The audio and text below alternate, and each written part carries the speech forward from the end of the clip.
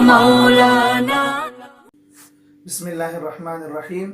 محترم سامعین اور ناظرین، عاشورہ کا دن یہ عظمت والا دن ہے، برکت والا دن ہے. اس کی عظمت قریش مکہ کے نزدیک بھی تھی. جب نبی علیہ السلام مکی زندگی میں تھے، قریش کو دیکھتے کہ وہ عاشورہ کے دن کعبے کے غلاف کو بدلتے اور عاشورہ کے روزے کا بہت اہتمام کرتے ہیں اور اس کو ملت ابراہیمی کی طرف منسوب کرتے ہیں، تو نبی علیہ السلام ان کے اچھے کاموں میں ان کی موافقت کرتے تھے. لیکن مکی زندگی میں نبی علیہ السلام نے عاشورہ کے روزے کا حکم نہیں دیا. مدنی زندگی میں جب پہنچے نبی علیہ السلام، وہاں عاشورہ کا روزہ رکھتے. پتہ چلا کہ یہود بھی روزہ رکھتے ہیں، اور وہ اس لیے رکھتے ہیں کہ عاشورہ کے دن اللہ تبارک و تعالی نے بنی اسرائیل کو فرعون کے ظلم سے نجات عطا فرمائی تھی. جب یہ خبر نبی علیہ السلام کو ملی تو نبی علیہ السلام نے بھی اہتمام سے عاشورہ کا روزہ رکھا اور مومنین کو بھی روزہ رکھنے کا حکم فرمایا.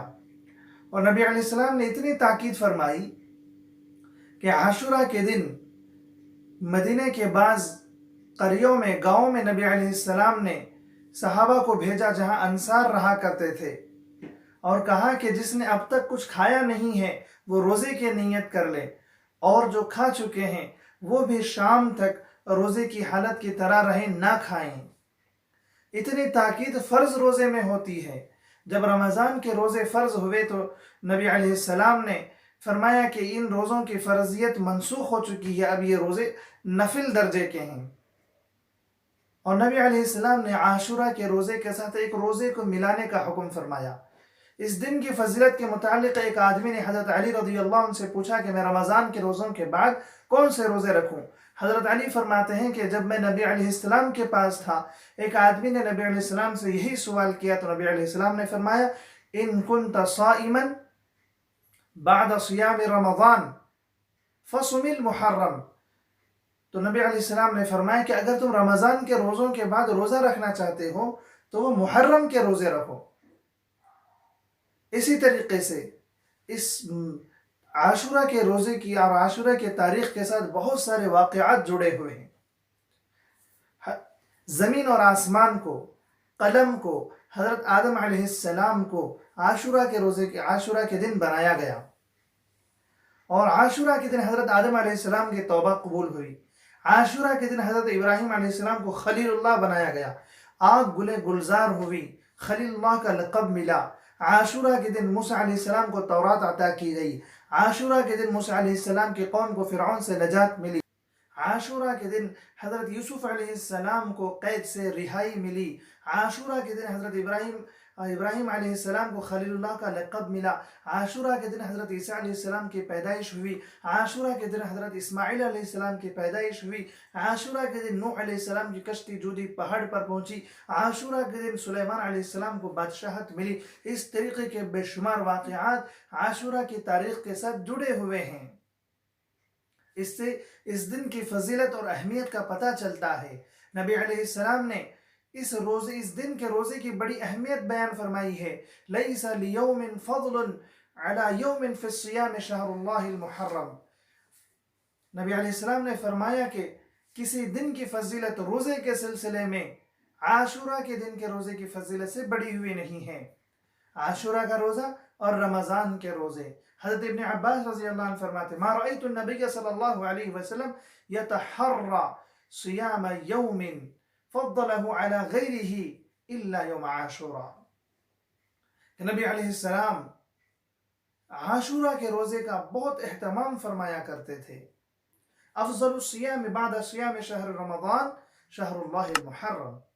نبی علیہ السلام نے فرمایا بہترین اور افضل روزے رمضان کے روزوں کے بعد وہ محرم کے روزے ہیں. روزے رکھنے کا طریقہ 9-10 یا 10-11 یا 9-10 اور 11 تین طریقے سے روزہ رکھ سکتے ہیں، لیکن 9 اور 10 کو رکھنا افضل ہے. یہی نبی علیہ السلام کے زبان سے جو الفاظ آئے ہیں وہ یہ ہیں. جب نبی علیہ السلام کو معلوم ہوا کہ یہود عاشورہ کا روزہ رکھتے ہیں تو نبی علیہ السلام نے فرمایا ان کی مخالفت کرو ایک روزے کے اضافے کے ساتھ. نبی علیہ السلام نے فرمایا اذا كان العام المقبل ضمن اليوم التاسع. آئندہ سال جب آئے گا تو ہم 9ویں دن کو 9ویں تاریخ کو 10ویں روزے کے ساتھ جوڑ دیں گے. لیکن صحابہ فرماتے ہیں کہ نبی علیہ السلام دوسرے سال یعنی آئندہ سال محرم کے روزے آنے سے پہلے اس دنیا سے پردہ فرما چکے تھے۔ اس طریقے سے اس کی فضیلت کو جانیں اور اہتمام کریں ان کے روزوں کا، اور اس دن کوئی ایک روزہ رکھتا ہے تو اللہ تبارک و تعالی 30 روزوں کا ثواب عطا فرماتے ہیں۔ من صام یوما من المحرم فلہ بکل یوم 30 یوما، اسے ہر دن کے روزے کے بدلے میں 30 دن کے روزوں کا ثواب ملے گا۔ 2 روزے رکھیں گے 60 دن کے روزوں کا ثواب ملے گا۔ اس لیے روزے کا اہتمام کریں، اور 2 کام اس دن کرنے کے، ایک روزے کا، دوسرے اپنے اہل و عیال میں رزق کی وسعت کا۔ نبی علیہ السلام نے فرمایا من اوسع علی عیالہ و اہلہ اوسع اللہ علیہ سائر سنتہ، جو شخص عاشورہ کے دن اپنے اہل و عیال پر رزق کی وسعت کرتا ہے، اللہ تبارک و تعالیٰ پورے سال اس کے رزق میں وسعت عطا فرماتے ہیں۔ اس لیے عاشورہ کے دن اہل و عیال پر خوب خرچ کریں۔ اور عاشورہ کے دن بعض حضرات کچھ بدعات کو بھی رواج دیتے ہیں، اور کچھ بدعات میں بھی لوگ ملوث ہوتے ہیں۔ ان بدعات سے بچیں، ماتم کی مجلسیں، تعزیے کی مجلسوں میں نہ شرکت کریں، نہ جائیں اور نہ اس کو دیکھیں، کیونکہ گناہ کرنا بھی گناہ اور گناہ کو دیکھنا بھی گناہ ہے۔ جس طریقے سے عبادت کرنا ثواب ہے اور عبادت کو دیکھنا بھی ثواب ہے، اس لیے یہ ماتم والی تعزیے والی مجلسوں میں ہرگز نہ شرکت کریں۔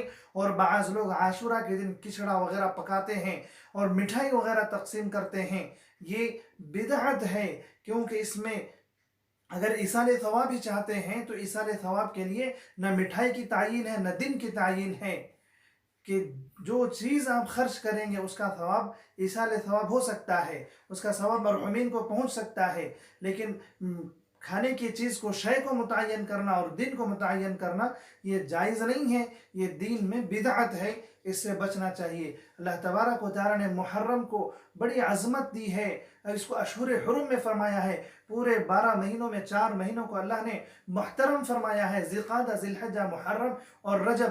محرم بھی اشہر حرم میں آیا، اس لیے اس کی خوب عظمت کرنا چاہیے، اور اس سے ہمارا اسلامی سال شروع ہوتا ہے، اس لیے اس کی عظمت اور بڑھ جاتی ہے۔ اور اس مہینے کو اللہ نے اس کی نسبت اپنی طرف فرمائی ہے، شہر اللہ المحرم، اللہ کا مہینہ ہے، اس وجہ سے اس کی عظمت اور بڑھ جاتی ہے۔ اس کی عظمت کو جانیں، بدعات اور رسومات سے بچیں، اور روزہ اور اہل و عیال پر انفاق کا اہتمام کریں۔